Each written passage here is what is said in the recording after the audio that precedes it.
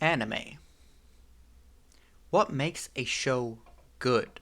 And it's something that doesn't matter. It doesn't matter.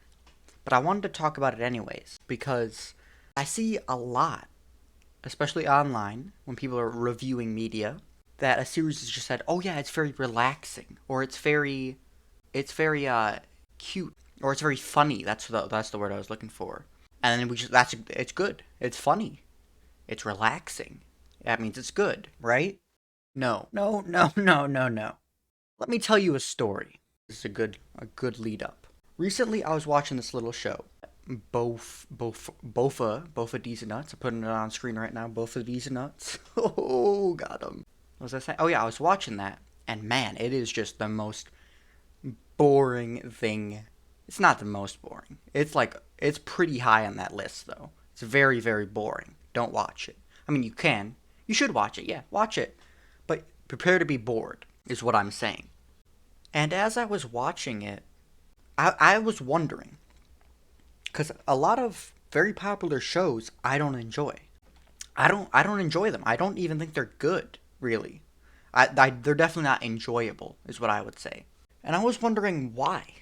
Why do these shows that all have such high ratings and praise and it's hard to find negative things about them sometimes, even on like the big wide web. And what I found was a lot of the praise for these shows is that it's funny, it's relaxing, it's cute.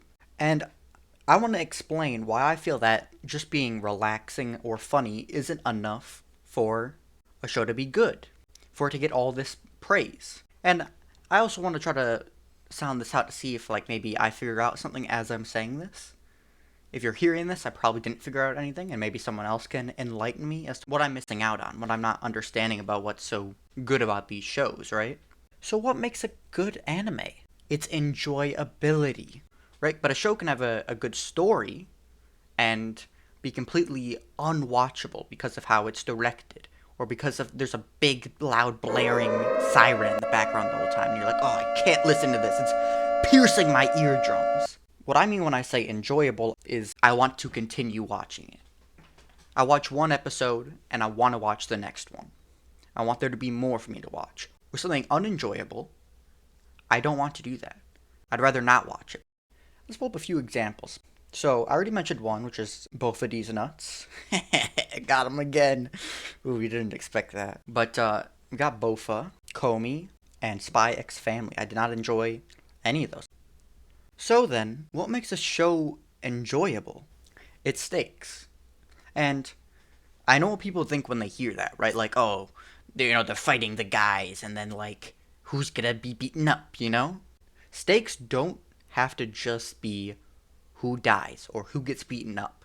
It can be who does the main character end up with, or does he win the chess tournament? Or does he get his father's approval?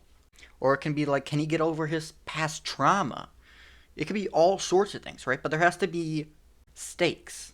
That's the thing Bofa, Spy X Family, and Komi don't have, is the feeling that this character might not succeed. I think the easiest way to demonstrate this is with Komi, is because that show does not have any stakes at all. There is no question of whether she is going to make friends with someone. Because, okay, the plot of Komi is she wants to get 100 friends, right?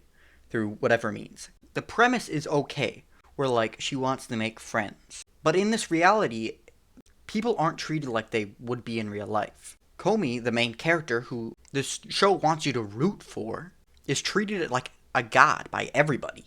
You aren't going to get someone who looks at a god and says, yeah, I hate God. Because a god is someone who is the embodiment of everything good, or everything correct, everything righteous. So when your main character is treated like that, is treated as something that is everything that is good, there is no question about, is your character going to be friends with someone else if they try?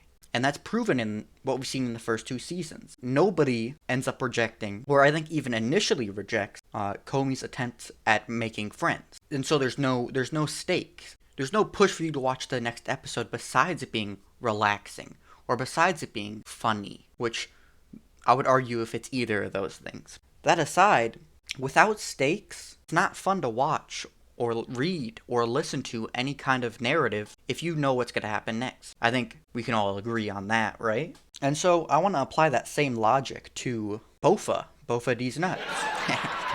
There is not a single conflict that the main character loses. There's no stakes, there's no question. Because the main character is portrayed as someone of absolute strength. The problem is, we know that what the character is doing is going to succeed. What's the point in watching? How is that enjoyable to anybody? I don't get it. I want someone to explain what I'm missing from that. And then we move on to Spy X Family, which has a very similar problem, right? Where the stakes just aren't active sometimes. Like, half the times it's trying to be like a funny, like, family, like, comedy, right? And then the other half of the time it's like a spy, like, you gotta infiltrate this building and, like, kill these people. And while the funny, like, haha family section is going on, the stakes are missing. Like I said with a lot of the comedies, it's like, you can be funny and still have stakes. While the family stuff's going on, there are no stakes. The problem is, half of Spy X Family has stakes. The other half, when it just focuses on the family, nothing. Like, nothing at all. To compare that to something like Steins Gate. You could argue in Spy X Family that half of the show, where they are showing the family side of things, is them building up the story to get you to care about the characters. It's a correct comparison, but it proves my argument.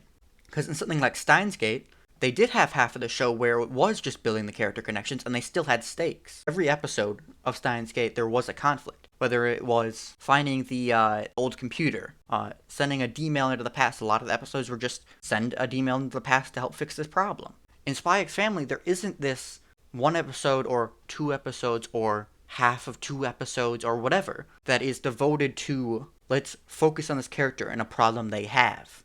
And it's weird because these shows get so much praise, right? But then I don't see where the enjoyment is coming from.